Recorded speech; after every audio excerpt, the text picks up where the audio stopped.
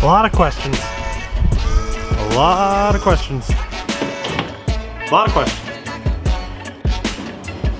Many questions about this thing. This thing. Work with me, not against me. They're pretty simple questions like, do you like it? How is it? Was it worth it? Do you like it better than your old silver fixed gear? And the truth is, I really don't have an answer because I haven't actually ridden it on the road yet. The only place that I have played with it at all is on the rollers. Because it's just been so cold. There's been a lot of salt on the road. There's a tiny little bit of exposed steel on this, and I've never owned a fancy steel tube bike before. I've only ever owned ones that are kind of like throwaway, don't care about. So I never felt really great about taking it out on like a wet road with salt all over it. So it's kind of been an indoor bike for the last little while.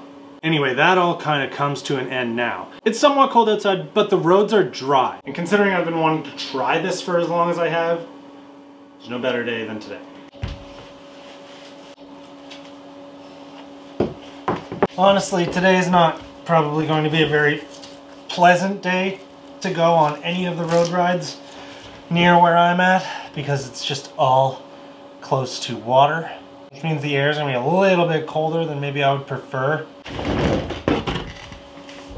But it's actually amazing the effect that new pieces of exciting gear can have on your motivation to overcome annoying temperature and weather.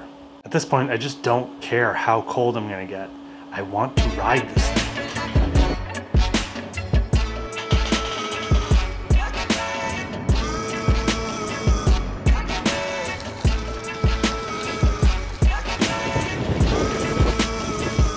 My default is just to stop at the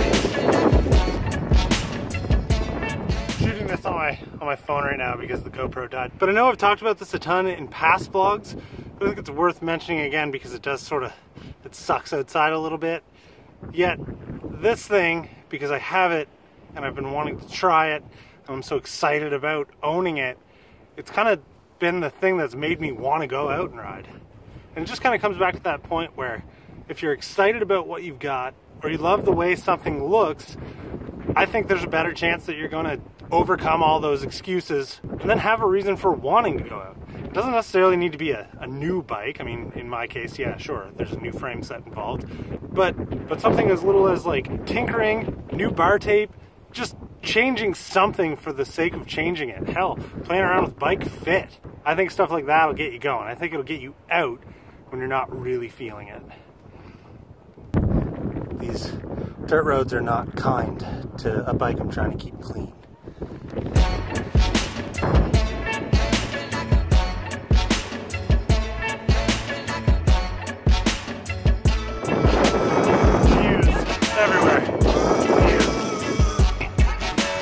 Just even look at this stretch of road.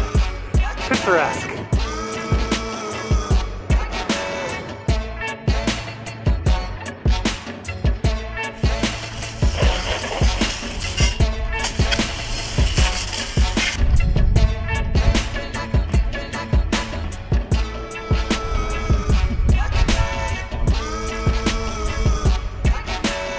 When you're right in the shot.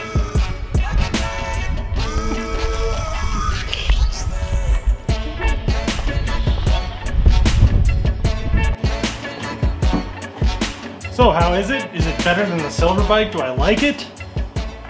Yeah, it's awesome. I mean, look at the people who are riding it. It's a top level crit racing track bike. Like, it's fantastic.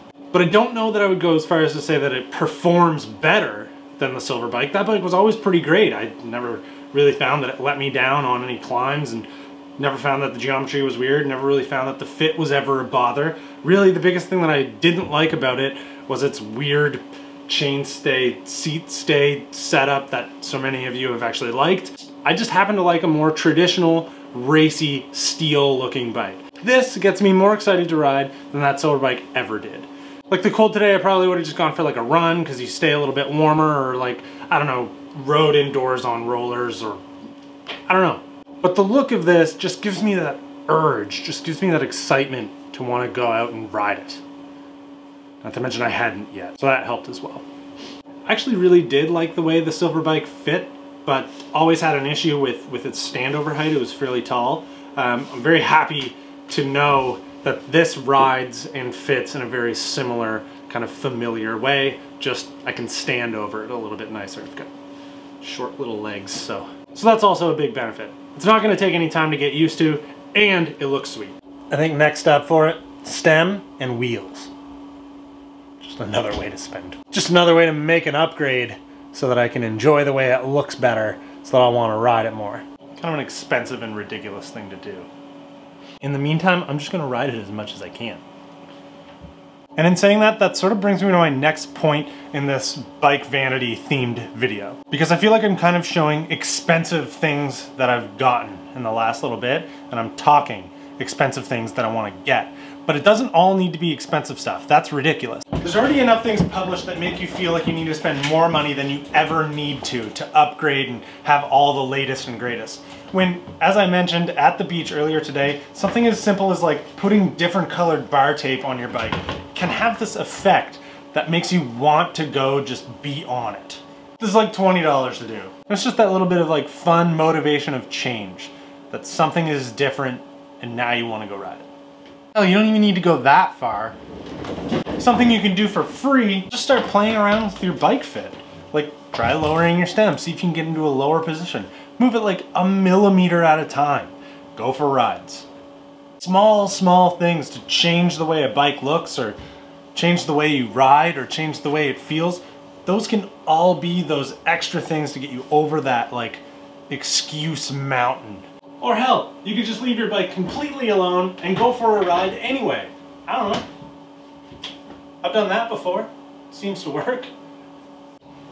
Or if you're really at a loss, you could try running. It's a lot cheaper on drivetrain parts.